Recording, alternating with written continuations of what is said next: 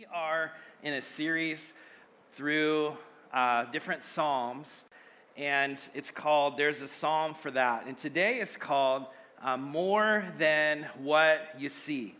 And so my question to start with, have you ever had one of those moments where you look around and you think, God, I'm trying to do this your way. So why does it feel like other people are getting ahead?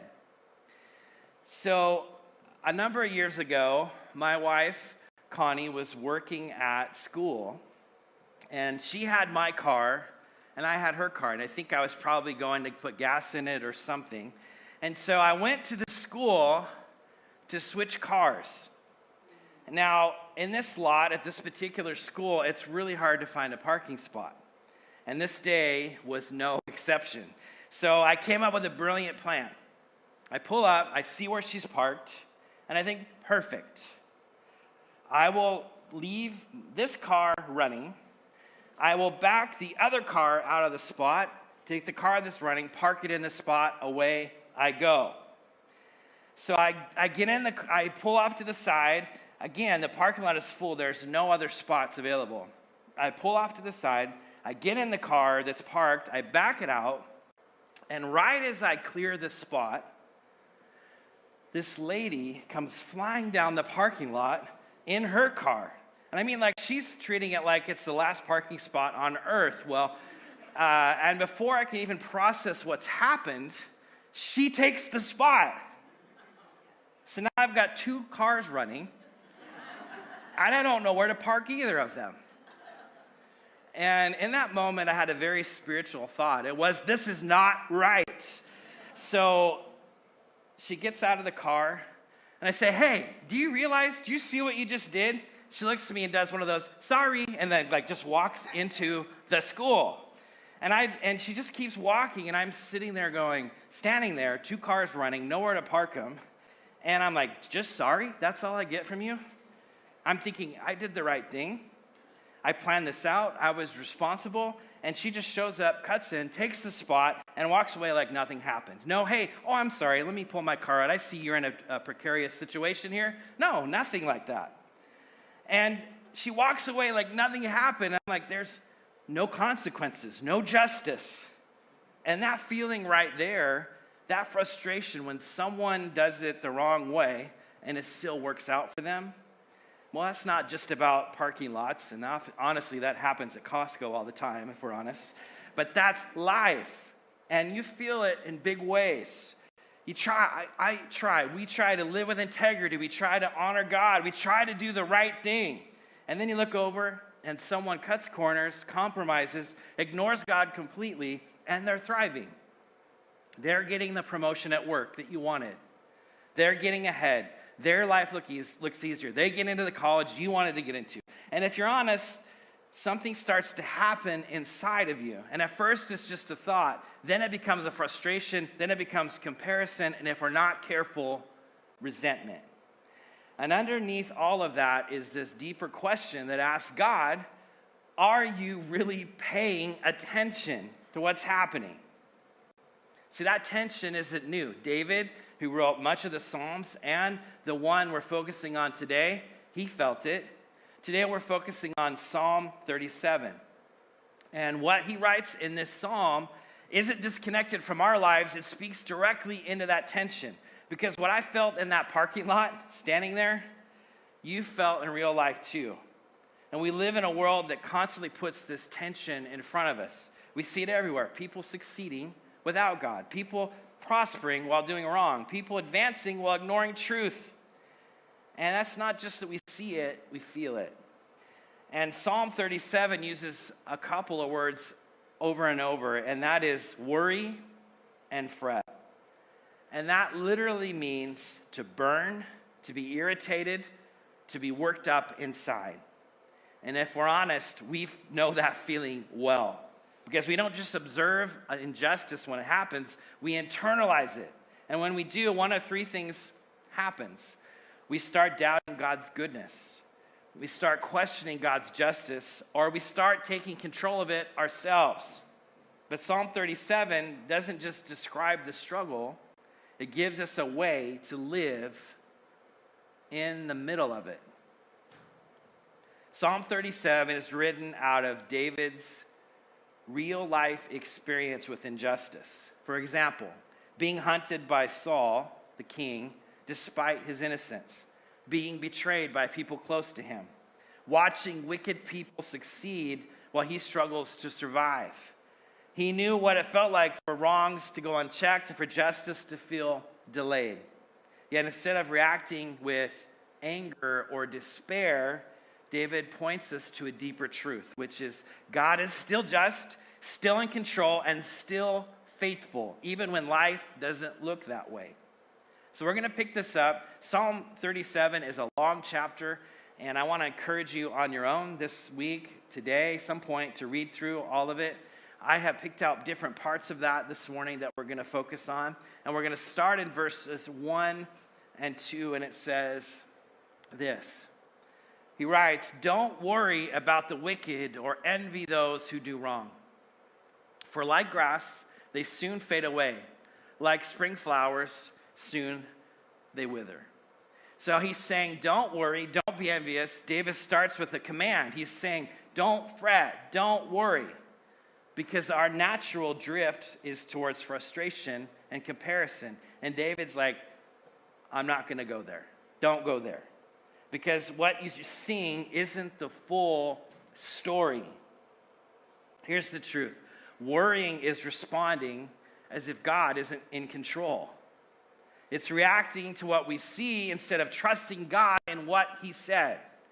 And instead, we should replace our worry with trust. And that's where he goes immediately into verse 3 and following. He says, "Trust in the Lord and do good. Then you will live safely in the land and prosper. Take delight in the Lord, and he will give you your heart's desires. Commit everything you do to the Lord. Trust him, and he will help you. He will make your innocence radiate like the dawn, and the justice of your cause will shine like the noonday sun. Be still in the presence of the Lord and wait patiently for him to act. Don't worry about evil people who prosper or fret about their wicked schemes." He's saying, trust God. Trust him. David doesn't just say what not to do. He says what to do, and that's to trust in the Lord. Do good. Delight yourself in the Lord. Commit your way to him. Be still before him. And these aren't just feelings. These are decisions. That verse in there that said, delight yourself in the Lord and he will give you the desires of your heart. I grew up in church, grew up in Sunday school and youth group and all that. And I had for the longest time the wrong idea of what that meant. Because when you say that, delight yourself in the Lord, he will give you the desires of your heart. What I thought that meant was, if I love God, I have delight in him, he's going to give me what I want. If I put him first, if I love him, he's going to hear what I want and he's going to give it to me. But that's not what it means. What it means is if you delight in the Lord, delighting means loving and drawing closer and building that relationship. The closer you draw to him, the more you align your life with him, he begins to shape you and me. Your desires start to align with his. And to give you literally means to put in the desires of your heart, to shape the desires of your heart. So he's not saying, hey, love God and then he'll give you whatever you want. He's saying, draw closer to him and your will, your desires, your wants become. The more you delight in him, the closer you become to him, the more your will aligns with his. His desires for your life become your desires. Verse 9 says this, "For the wicked will be destroyed, but those who trust in the Lord will possess the land. Soon the wicked will disappear. Though you look for them, they will be gone. The lowly will possess the land and will live in peace and prosperity." Over and over, David contrasts two paths. The wicked flourish briefly, but the righteous, those who love God, love Jesus, the ones who follow him, endure eternally. So in a way, in this life, whether it's a parking spot or it's an injustice at work or whatever that you experience, it's the long game. It's trusting him and being faithful for a long time in the same direction. Verse 10 says, a little while the wicked will flourish. But David's perspective is what feels permanent now isn't. The meek, the humble will inherit the land. Jesus quotes that leader, meaning that it wasn't just David's idea. This is God's way. What looks strong now won't last. What looks slow now will endure. Trust him. These next few verses to me are I'm going to tell you a story in a second, but really personal to me. In verses 23 and following, it says, the Lord directs the steps of the godly. He delights in every detail of their lives. Though they stumble, they will never fall, for the Lord holds them by the hand. Once I was young, and now I'm old, yet I have never seen the godly abandoned or the children begging for bread.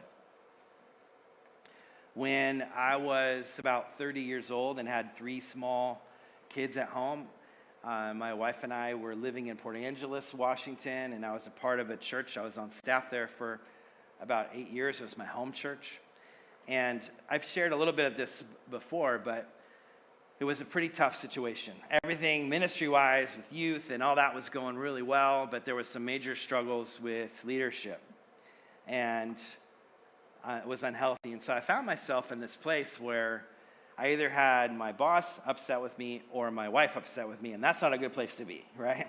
So in that season is where we felt like God was leading us to leave this ministry that was going so well and move to another place.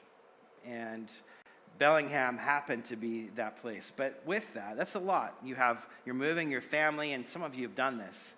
I have kids that are like 5, 3, and 1 years old, and moving them to a new community away from both sets of their grandparents to a place where we knew maybe a couple people.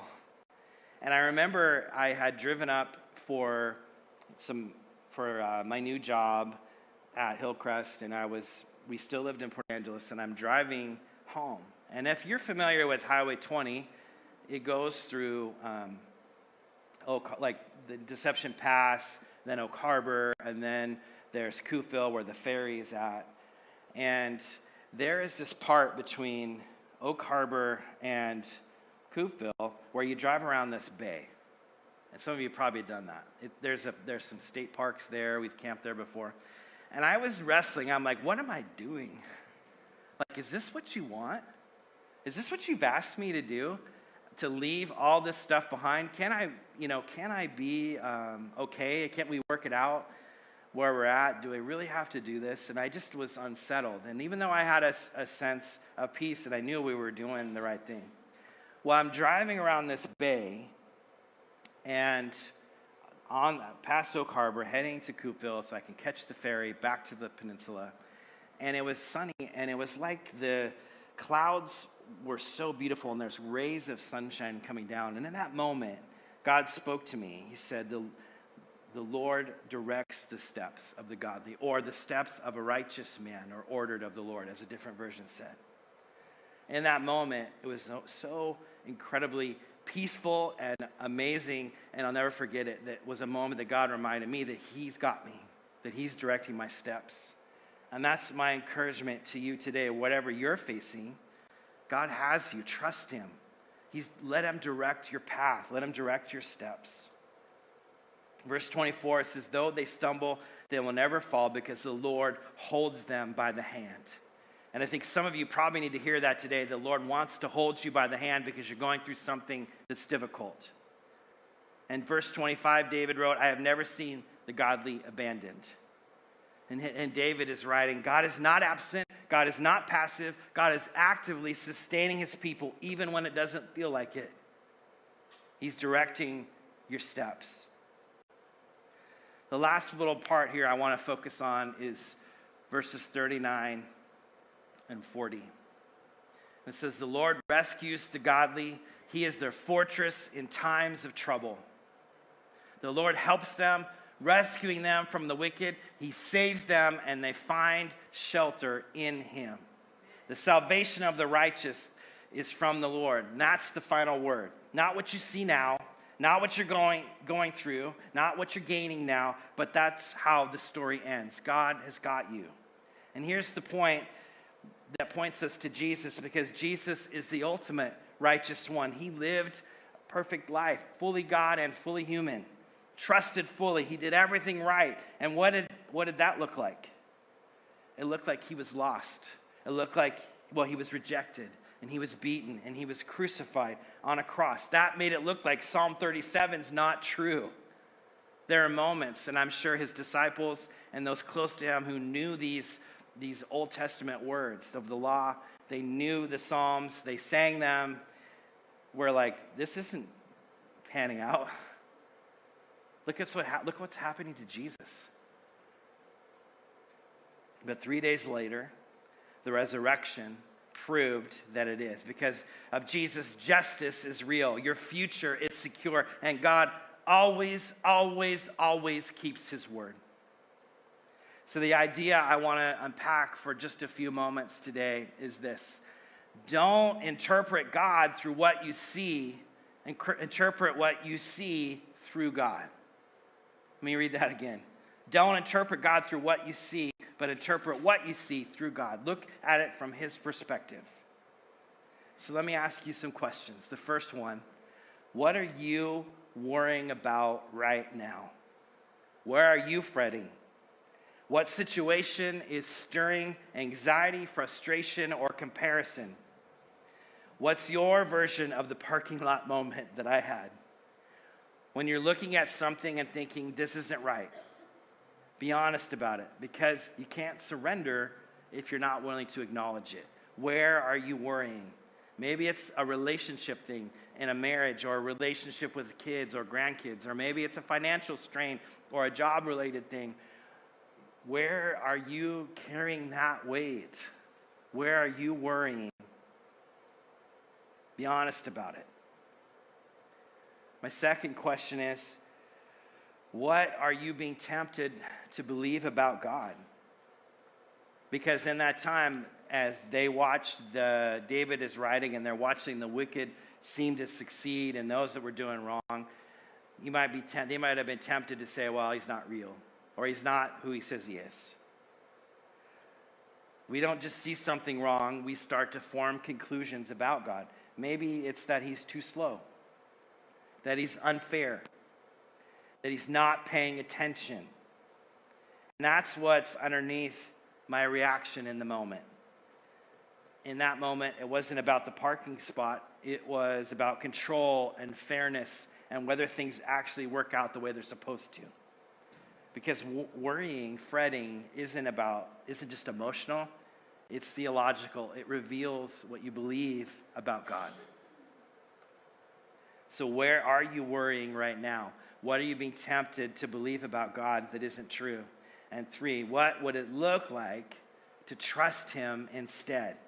Not in theory. That sounds like a great idea. I think I believe that. But in practice, actually living it out. Because Psalm 37 doesn't just tell us to stop worrying. It gives us something to do instead. And David gives us handles. He says, trust him, delight in him, commit your way to him, be still before him. And don't miss this. That's not passive, and that's not ignoring reality. That's choosing on purpose to anchor your life in who God is instead of what you're seeing before you. Trusting God in moments like this doesn't mean you're pretending everything is fine. It means refusing to let what you see define what you believe about him. Sometimes I wish I could say to people, when you sign up to follow God, when you choose to follow Jesus, and you're not going to have any more problems, and everything's going to go smoothly. It's smooth sailing the rest of your life. That's not true. There's going to be difficulties. There's going to be hardships. There's going to be challenges. There's going to be unfairness in this world, and how we choose to respond to it means everything. So choose to trust him even when you can't see the outcome. How many times in your life have you looked back on a difficult season and looked back and were like, oh, I see now why I went through that. But in the moment, sometimes we can't see that, and that's stressful, and that's painful, and that's hard. But God has seized the bigger picture. Trust him. It means saying, God, I don't understand. I don't like this. I wouldn't choose this, but I trust you. Because here's the truth. In that parking lot, I couldn't control what that lady did. I couldn't fix it. I couldn't make it right. I didn't get justice in that moment, but I did have a choice. And we always have a choice to let those kind of moments pull us into frustration, irritation, resentment, or we could release it and trust that not every wrong has to be made right by me. And that's what Psalm 37 is inviting us to do. You don't fixate on what you see, you interpret what you see through who God is.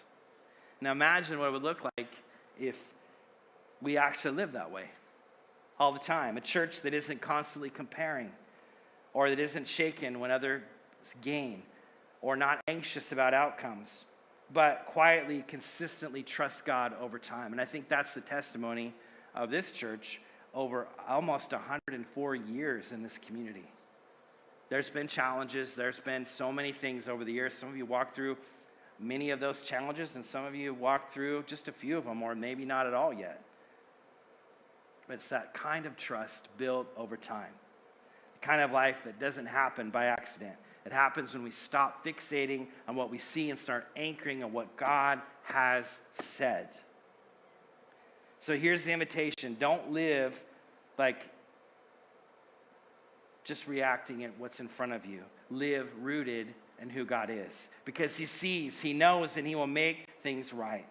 For those of us that are followers of Jesus, that have been following him for a long time, this is a call back to trust. Not surface level belief, but deep, steady, over time trust. Where you stop worrying, you stop fretting, stop comparing, and start delighting in the Lord again. Because when you commit your way to him, your timeline, your outcomes, your future, and you trust that even when life feels slow, God is not slow. For those of you who are deciding what to believe today, maybe you're in this place where you're like, I don't know. I believe, I think, but I also like the way the world, what it has to offer, and I'm confused. Maybe you're in the place where you're asking, can I really trust God with a trust like that? And the answer of Psalm 37 and the answer of the gospel, the good news of Jesus, is yes. Because God didn't just say he's trustworthy, he proved it in Jesus. Jesus stepped into our world. He lived a sinless life. And even when it looked like evil was winning, God was working out a greater plan. And you can trust a God like that. And there may be some of you today that are here and you don't know Jesus. You don't have a relationship with him. This invitation is for you too, because the promise of Psalm 37 that God will make things right is ultimately fulfilled in Jesus, because he came to deal with sin, to restore what's broken, and to give you a future that's secure, not just in this life, but forever. And we have this, we call it the blessed hope, that someday God will come back and he will make things right. One day Jesus will return, and when he does, every wrong will be made right, every injustice answered, every tear wiped away. That's our blessed hope. That's our assurance. So we don't have to fret. We don't have to envy. We don't have to live anxious about what we see, because we know how the story ends. So we trust him now, we follow him now, and we anchor our lives in him no matter what we see. Pray with me this morning. God, we thank you for your word. I thank you for the Psalms as a whole. Songs put together to praise you, many of them written by David. And Lord, as we are here this morning, I pray that you would speak to us, specifically places where we're having a hard time trusting you. Difficulties that we're facing, seasons that seem like they're never going to end. And all the while, people who don't even know you seem to be succeeding. seem to never have any problems. But God, we know that you are a God of justice, that you are a God who ultimately made things right in Jesus. And so whether we're someone that's followed you for a long time, or we're someone who is new to this, or we haven't yet made the decision, Lord, I pray that wherever we're at, that in this moment you would speak to us, that we would sense your word, that we would sense that you are saying, delight in me, trust me, let me direct your steps. Give it over to me. Quit carrying this burden all by yourself. So Lord, I pray in these next few moments as we reflect and we worship that you would do a work in each of us as only you can, because we know that you are able to have a conversation with each and every one of us at the same time, because you're everywhere present. So God, let us not feel exempt from that. Let us not ignore it. Let us not ignore you, but be open to what you want to speak and pour into our life this morning. And I ask it in Jesus' name. Amen.